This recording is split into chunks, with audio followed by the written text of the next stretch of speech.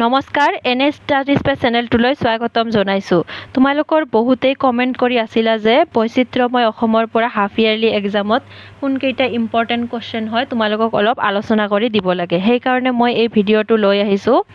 ইয়াতে মই যদিও এইটোত নৱম আৰু দশম শ্ৰেণীৰ বাবে হয়, কিন্তু মই তোমালোকক ক্লাছ 9ৰ কাৰণে কি ইম্পৰ্টেণ্ট হয় সেইখিনি আলোচনা কৰিম এই ভিডিঅ'টোত।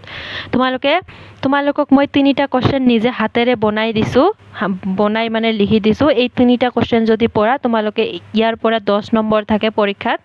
তোমালোকে যদি শুদ্ধকৈ লিখা 10 নম্বৰে লাভ কৰিবলৈ সক্ষম হ'বা। আৰু এই 10 নম্বৰক তোমালোকে কি বুলি নাচাবা, বহুত সৰু বুলি নাভাবিবা। এই 10 নম্বৰে তোমালোকক লেটাৰ পোৱাত সহায় কৰিব পাৰে।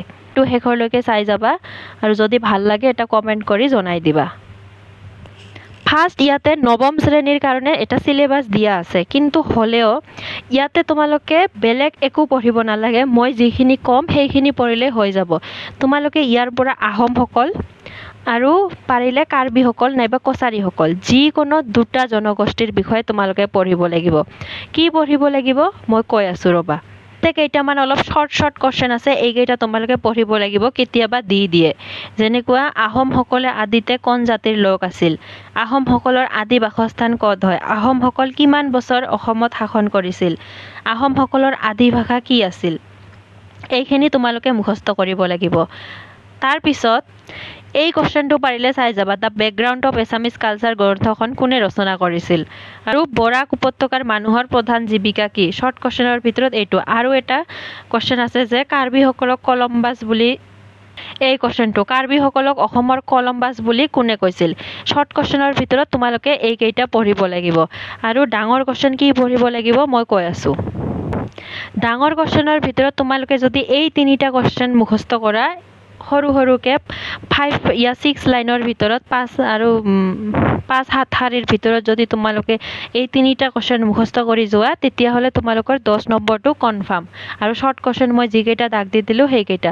ফাৰ্ষ্ট তোমালোকে কি পঢ়িবা, বৈচিত্ৰ্যময় অসম পাঠটোৰ অন্তৰ্গত যিকোনো 2টা জনগোষ্ঠীৰ সাজপাৰৰ বিষয়ে। 2টা জনগোষ্ঠীৰ সাজপাৰৰ বিষয়ে ধৰি লোৱা তোমালোকে আহোমসকলৰ বিষয়ে পঢ়িলা। আহোমসকলে কেনেকুৱা ধৰণৰ সাজপাৰ পৰিধান কৰিছিল, কিতাপত বহুত ধুনীয়াকৈ দিয়া আছে, তোমালোকে চাই লিখি ল'বা।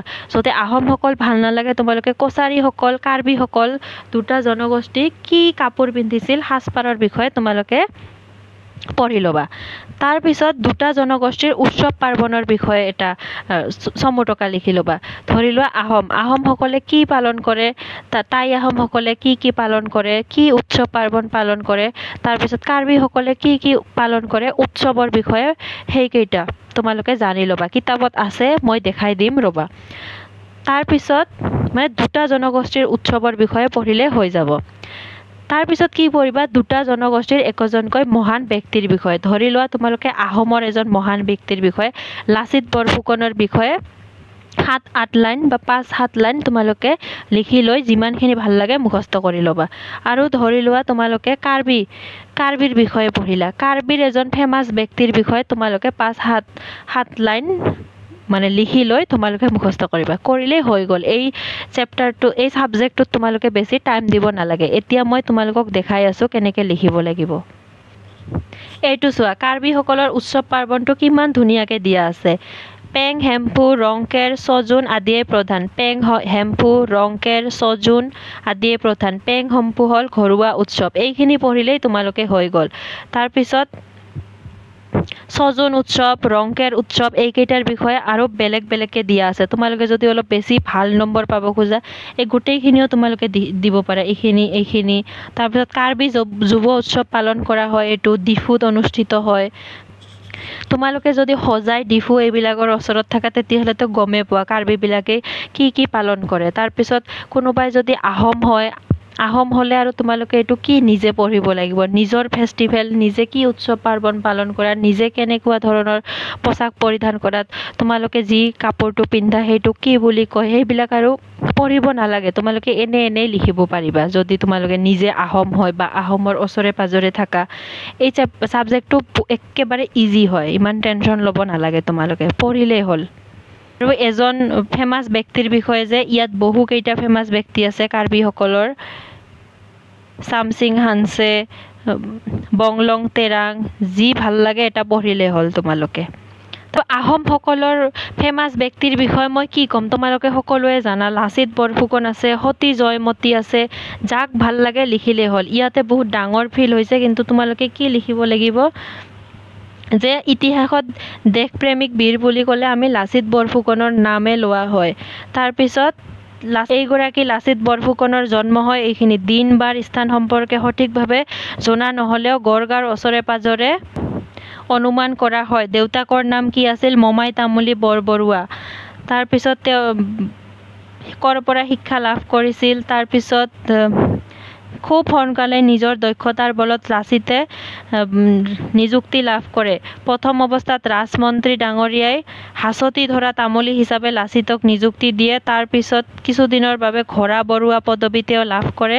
ইয়াৰ পৰা যিখিনি ভাল লাগে তোমালোকে 5 লাইন বা 10 লাইন যিমানখিনি পাৰা তোমালোকে মুখস্থ কৰি ল'বা, বেলেগ একো টেনশ্যন কৰিব নালাগে।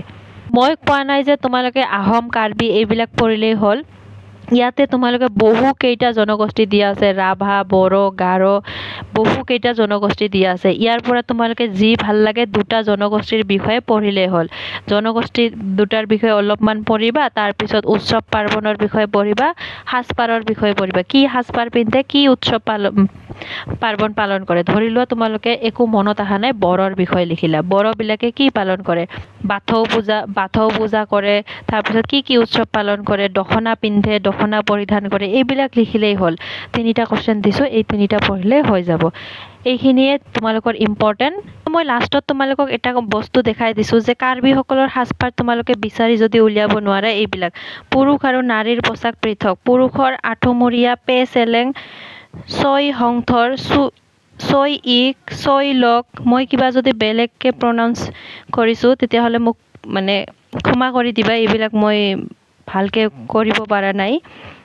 তাৰপিছত ছয় হংথৰ আজিকালি কাৰ্বি জেকেট বুলি পৰিচিত। ছয় হংথৰ আজিকালি কি বুলি? কাৰ্বি জেকেট বুলি। তাৰপিছত 4 আৰু 5 ইঞ্চি বহল, 5 পৰা 6 ফুটলৈ দীঘল। ইয়াৰ দুয়োমূৰে বিভিন্ন ৰঙৰ ফুল তুলি দিয়া হয়। এইটো কাৰ্বি সাজপাৰৰ বিষয়ে। আৰু তাৰপিছত কাৰ্বিসকলৰ এজন ফেমাছ ব্যক্তিৰ বিষয়ে অলপ আলোচনা কৰোঁ। এইটো যদি তোমালোকে ভালকৈ বুজি নোপোৱা, লিখিবা যে চেমচন সিং ইংতি। তেওঁ হ'ল কাৰ্বি আংলঙৰ স্বপ্নদ্ৰষ্টা আৰু ৰূপকাৰ। তেওঁ 1910 চনৰ 8 ফেব্ৰুৱাৰী তাৰিখে পশ্চিম কাৰ্বি আংলঙৰ টিকা পাহাৰত জন্মগ্ৰহণ কৰিছিল। পিতাকৰ নাম লিখিবা, মাকৰ নাম লিখিবা। তাৰপিছত কৰ পৰা ডিগ্ৰী গ্ৰহণ কৰিছিল এইটো লিখিবা। লিখি এইখিনি লিখিবা যে 1934 চনত নগাঁও জিলাৰ শিক্ষা বিভাগত উপ পৰিদৰ্শক পদত নিযুক্তি দিয়ে। তেওঁ নিজেই কেইবাখনো কাৰ্বি ভাষাৰ পাঠ্যপুথি লিখি অসমীয়া মাধ্যমৰ বিদ্যালয়সমূহত অতিৰিক্ত পাঠ্যপুথি হিচাপে আগবঢ়ায়। তোমালোকে যে এনেদৰে পঢ়ি আছা অতিৰিক্ত এইবিলাক অসমীয়া কিতাপ, তেওঁ নিজেই এনেকুৱা ধৰণৰ বহুকেইখন কিতাপ লিখিছে। তেওঁ লিখা পুথিকেইখন হ'ল বিতুচ আঁকিপাত, কালাকা আঁকিপাত, টেম্পৰু আৰু পপি। মই এই ভিডিঅ'বিলাক বহুত মনৰ পৰা বনাওঁ যাতে তোমালোকে মানে কি হয় হেল্প হয়। মই ভাবোঁ যে তোমালোকৰ পৰা যদি 10 জন বা 20 জনো মোৰ ভিডিঅ' চাই হেল্প হোৱা, মই এইটোৱে মানে ছাকচেছ বুলি ভাবিম। সেইকাৰণে তোমালোকে যদি সঁচাকৈ ভিডিঅ'টো ভাল লাগিছে প্লিজ এটা লাইক কৰি দিবা। Thank U.